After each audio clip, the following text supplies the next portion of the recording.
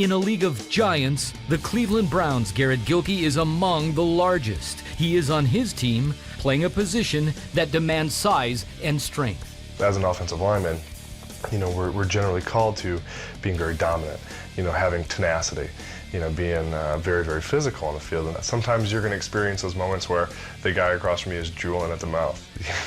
I really put on blinders and I narrow my focus. That imposing demeanor didn't come easy for the 6'6", 320-pound rookie offensive guard. It was hard for me to learn how to transition in sports and football to being physical. My mom said, Garrett, you have to be gentle. You're going to be a great big man of God someday. You have to use your words. You can't use your size to intimidate people. Intimidation among NFL teammates has made national headlines, stirring debate over football hazing and addressing broader issues about bullying. When you find yourself trying to gain power over another person, whether you're in middle school or whether you're coworkers, you're essentially putting another person beneath yourself. That's going to create inadequacy. That's going to create doubt and fear. Those are issues that will arise. It doesn't matter how big or how strong or how tough you are. Those are things that will surface. And those are things that absolutely need to be dealt with. You would think it might be easy for a man the size of an NFL lineman to face the abuse of a bully. But for Garrett Gilkey, there's nothing easy about it, because growing up, he was bullied, taking the lonely front seat of hurt and shame that still lingers long after the harassment ended. Bullying is very detrimental. Even today, that's something I struggle with, is like understanding my self-worth. I've always felt not sufficient or not good enough, like I needed to be more, or that, I wasn't accepted. That hovering sadness, that depression, it definitely played a toll in my life and how that shaped me. Garrett excelled academically, but it brought challenges. As a high school freshman, a much smaller Garrett was picked on at school. A heart operation prohibited him from playing sports, so he was assigned as a helper in the school office, making it harder to integrate with his peers. My job was to sign in kids that had gotten sent to the office or kids that are getting suspended. So I very quickly became the face of, these kids, the trouble they were getting into.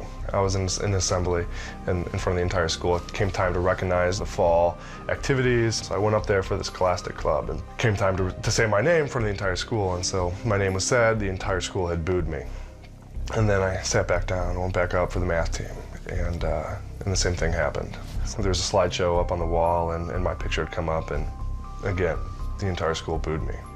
I remember going into the bathroom and just sobbing. There was an instance while I was walking home. I was confronted by, a group of kids, and I had braces in my teeth, and I had all this hardware in the roof of my mouth, and it kind of stood out. So one of the kids had awkwardly asked to see it, without going into too much detail. Something soiled was thrown in my mouth. It was a time where I felt isolated. I felt alone. I felt very small, and it was very damaging. So damaging that Garrett switched schools. By his senior year, he grew into his NFL height. He played college football at Shadron State, arriving in Cleveland as a 7th-round pick earlier this year. He was a long shot, one of only 11 players drafted from a Division II school. But being bullied, he was accustomed to being the outsider. Being perceptive, he also looked past his own hurt. There's factors, there's outside reasons and issues to why that child is doing the bullying. Maybe being beat by his dad at home. Maybe mom's a drug addict. Maybe there's gang violence. And when you don't have a foundation, you're going to want to supplement it with things that you have control of doing, where they're able to fill that void, to feel better about themselves. Forgiveness, how important was it for you in overcoming this? Absolutely essential.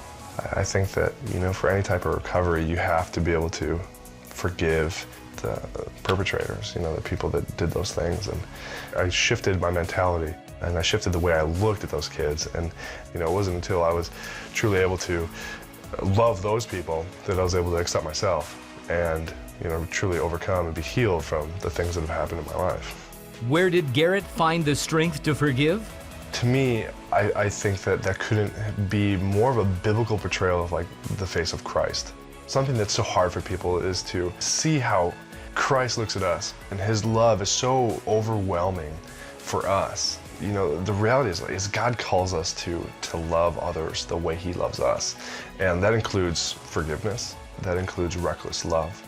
God forgives me of all my inadequacies. He loves me unconditionally. Then I look at the encounters in my life. You know, I look at the things that other people have done to me, it's nothing. Because if I can't forgive somebody for something that they've done to me, it's how can I expect Christ to forgive me for the rejection that I've had against Him? Garrett visits schools in the greater Cleveland area. His profile as an NFL player provides a platform to address students who are bullied and who bully, raising awareness about a growing issue that silences its victims.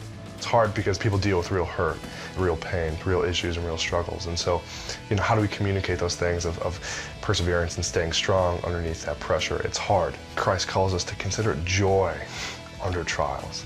The opposition that you come across develops you into that perfect, you know, mold that Christ intends for you to be. That's when you experience the power.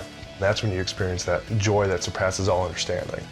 Garrett Gilkey, the NFL offensive guard, who leveraged the strength to transform a wound into acceptance.